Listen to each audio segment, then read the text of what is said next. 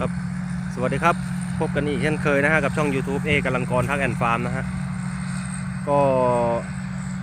วันนี้วันที่ 14 พฤศจิกายนนะฮะ 2562เดี๋ยววันนี้มาอัปเดตราคาหน่อยครับ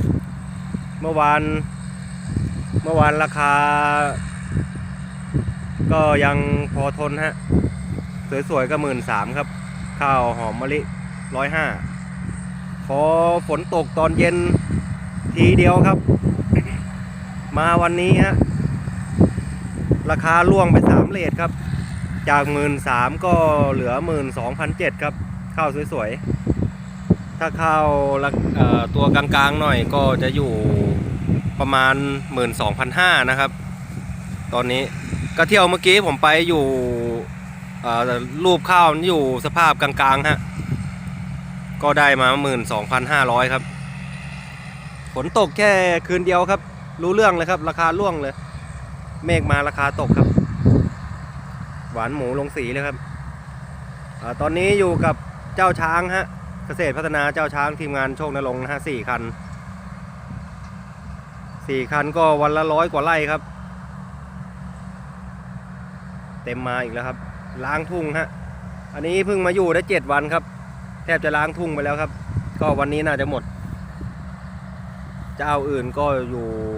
กระจายกันทั่วเลยครับเจ้าละ2เจ้าละ3ทั่วทุ่งเลยครับเมื่อคืนนี้ก็ไฟเป็นตลาดนัดเลยครับเหมือนอย่างก็มีงานเลยครับ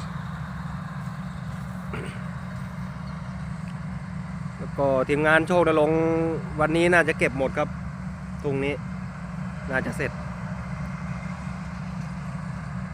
พิกัดนี้อยู่แถวบ้านวังปลาสร้อยนะฮะวังปลาสร้อยอำเภอท่าตะโก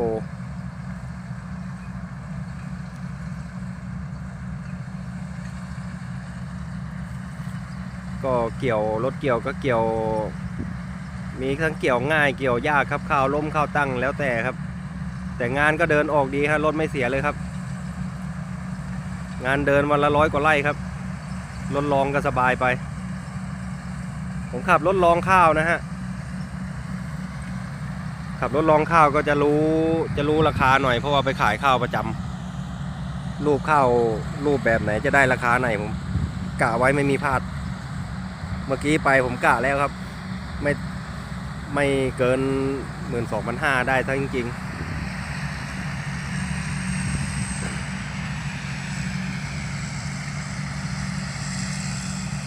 ตอนนี้ผมเดินมากินข้าวฮะรถจอดไกลฮะรถเกี่ยวต้องเดินไปส่งนู้นไกลๆเลยครับ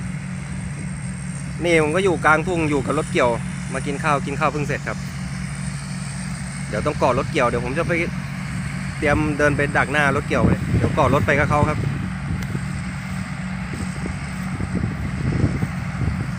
เดี๋ยวไปดูตอนปล่อยข้าวอีกทีนึงฮะเดี๋ยวผมจะขึ้นไปถ่ายอยู่บน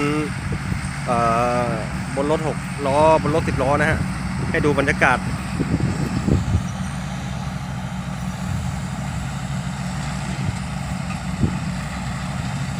ไปเนิบๆนิ่มๆครับ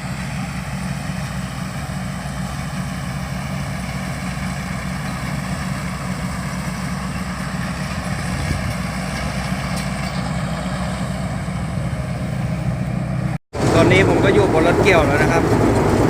ติดรถเกี่ยวมาไปที่ปล่อยข้าวนะฮะต้องเดินส่งครับข้าวเต็มอุ้มครับ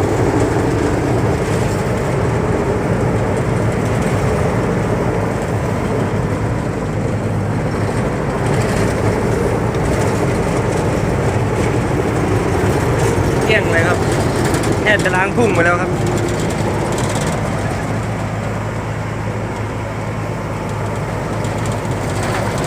ลองปีนี้มา3 คันนะฮะ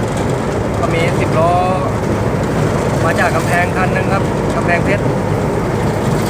ก็มาจากเกาเลียว2 คัน6 ล้อคันนี้ยังไม่ดำนะฮะเพิ่งซื้อมาต่อดำไม่ทันครับก็จะช้าหน่อยถ้ามางานแบบนี้ถ้ารถไม่ดำก็จะช้าหน่อยฮะคนขับก็ต้องเข้าใจด้วยครับมันทำเวลาไม่ได้ครับมันต้องใช้คนดึงลงฮะเสียเวลา ถ้ารถดำนี่ฮุบได้ฮุบเอาครับนี่รถผมก็จอดรออยู่นู่นนะผมไปขายข้าวมารอบนึงแล้วครับไปถึงผมได้เทเลยเทเสร็จก็มาแต่คันนี้นี่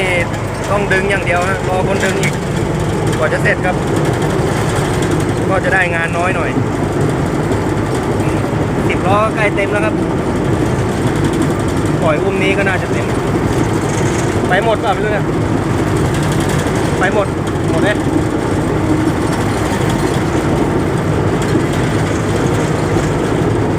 เจ้ากันตอนนี้10 ล้อก็ใส่ได้อีกประมาณอุ้มนิดๆครับ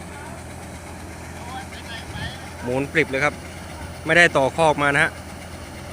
แล้วก็6 ล้อก็ใส่ไป2 อุ้มเนี่ยฮะรถไม่ดำฮะรถไม่ดำก็จะช้าหน่อยครับก็จะได้งานน้อยหน่อยเพราะไม่ทันเวลารถเกี่ยวก็ต้องดันงานด้วยฮะรถเกี่ยวเขาดันงานถ้าเขามัวมาจอดรอรถคันนี้นะฮะงานรถเกี่ยวก็ไม่ออกครับเพราะว่าต้องมาจอดรอรถเกี่ยวรถรองคันเดียวไม่ทันกินครับเพราะว่าเนี่ยฮะเขาดันงานอันนี้เกี่ยวไปเมื่อวานนะฮะเนี่ยที่เห็นนะนี่เกี่ยวไปเมื่อวานล้างไว้นู่นเลยฮะล้างพุ่งไปแล้วก็เหลือตรงนู้นนิดตรงนี้หน่อยฮะนี่ก็เหลืออีกเจ้าเดียวยาวไปนู่นล้างหมดเลยครับแค่วันเดียวครับเมื่อคืนนี่ไฟเป็นตลาดนัดเลยครับถ้าฝนไม่ตกคงจะหมดไปแล้วครับอันนี้เขามาซ้ำเมื่อเช้าเมื่อวานยังขายได้ราคาดีครับตอนกลางวันเมื่อวานไปขายได้ 12,800 12,900พอวันนี้ไปขายตอนเช้าผมได้มา 12,500 แล้วก็10 ล้อคันนี้ไปขายได้มา 12,400 ครับพอเมฆมาราคาตกทันทีครับฝนตก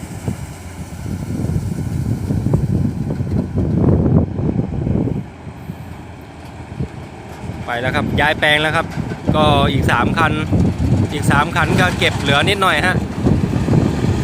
เหลือนิดหน่อยก็เดี๋ยวไปลุมกันย้ายไปอีกแปลงละ20 กว่าไร่ฮะ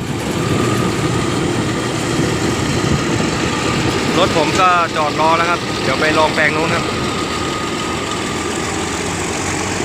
ปีนี้ก็ข้าวก็พอได้ครับแต่ผมยังไม่ได้รวม7 วันนี้ผมยังไม่ได้รวมยอดที่ผมทำไว้นะฮะยอดเขียนข้าวจำนวนเกวียนที่ผมเขียนไปผมตั้งปีนี้ตั้งเป้าไว้ที่150 เกวียนฮะไม่รู้ว่าถึงหรือยัง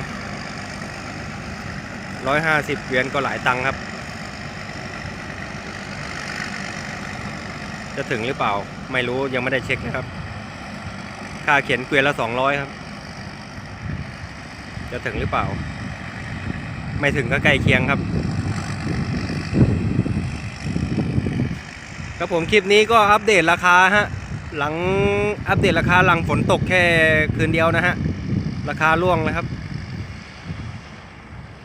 แต่ก็ไม่หลุด 12,000 นะฮะไม่หลุด 12,000 แต่ส่วนเงินตามนั้นไม่รู้ว่าจะได้หรือไม่ได้นะฮะ